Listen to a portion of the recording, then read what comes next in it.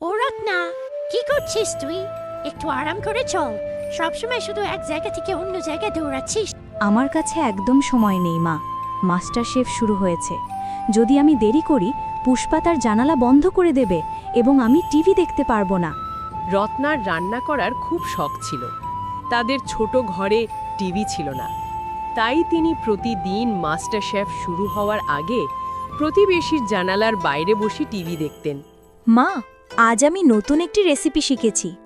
যখন আমি আমার ধাবা খুলব আমার মেনুতে সেটা অবশ্যই থাকবে।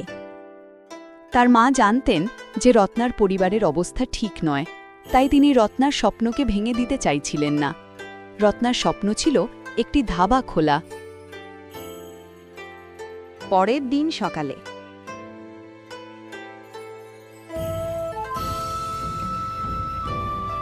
ও রত্না, সকাল সকাল তুই কোথায় চলে গেছিলি? তুই তো প্রতিদিন সকালে মন্দিরে যাস, ওখানেও তো পেলাম না। কোথায় গেছিলি? মা, আমি কাজের জন্য গিয়েছিলাম। কোন কাজ? কাল তো কিছু বলোরি। এটা এমন একটি কাজ যার মাধ্যমে আমি আমার স্বপ্নের দিকে এক ধাপ এগোতে পারবো এবং আমাদের বাড়িতেও টাকা আসবে। আমি রাত জুড়ে এ নিয়ে ভেবেছি। আমি রান্নার কাজ শুরু করব। এখনও আমার কাছে স্থান নেই, তাই আমি হোম ডেলিভারির মাধ্যমেই শুরু করব। আমি জমিদারের কাছে কিছু টাকা ধার নিতে গিয়েছিলাম। তাকে আমার কাজ ভালোভাবে বুঝিয়েছি, তাই তিনি আমাকে ধারও দিয়ে দিলেন। শিগগিরই টাকা আসলে আমি পুরোটা ফেরত দেব।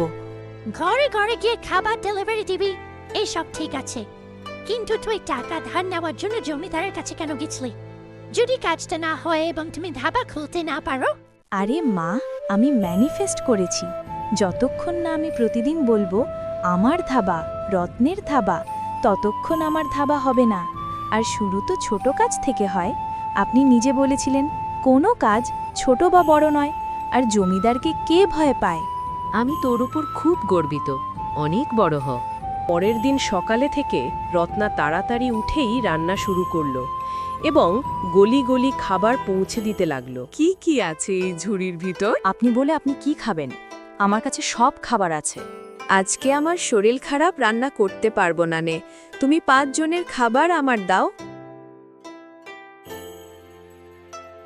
আমাকে 100 টাকা দেন। আরে বাহ, এতগুলো খাবার মাত্র 100 টাকা? মাত্র এই নাও তোমার 100 টাকা। রত্না খুব হাসি মুখে টাকা নিয়ে সালাম করে তারপর আগে চলে গেল।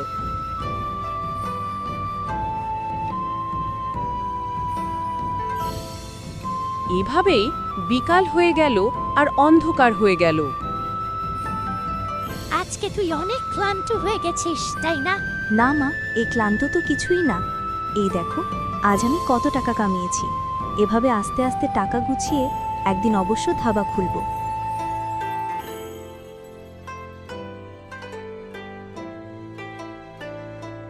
পরের দিন সকালে রত্না সকাল সকাল উঠে তারপর খাবার তৈরি করে টিফিন তৈরি করছে।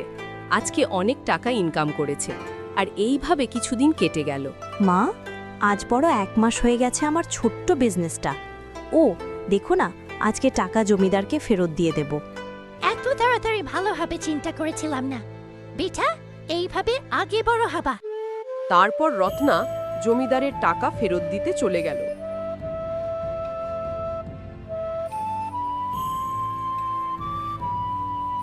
আরে বাহ, তুমি তো সব টাকা সময় মতো নিয়ে এসছো ভাই।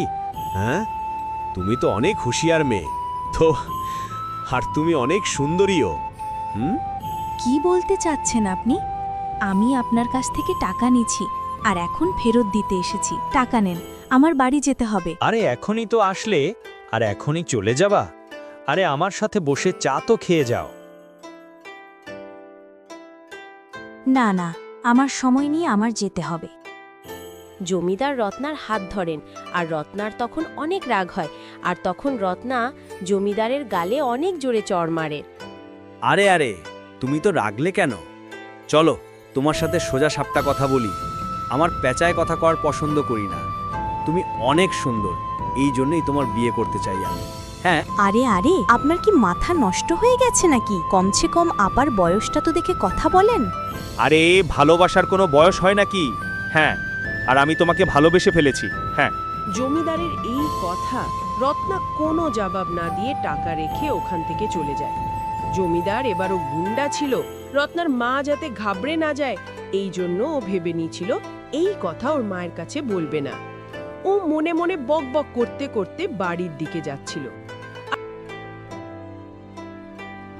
আর সেই সময়ে রত্না এক মুরব্বির দেখতে পায়। Don't forget to like, comment, and share my channel.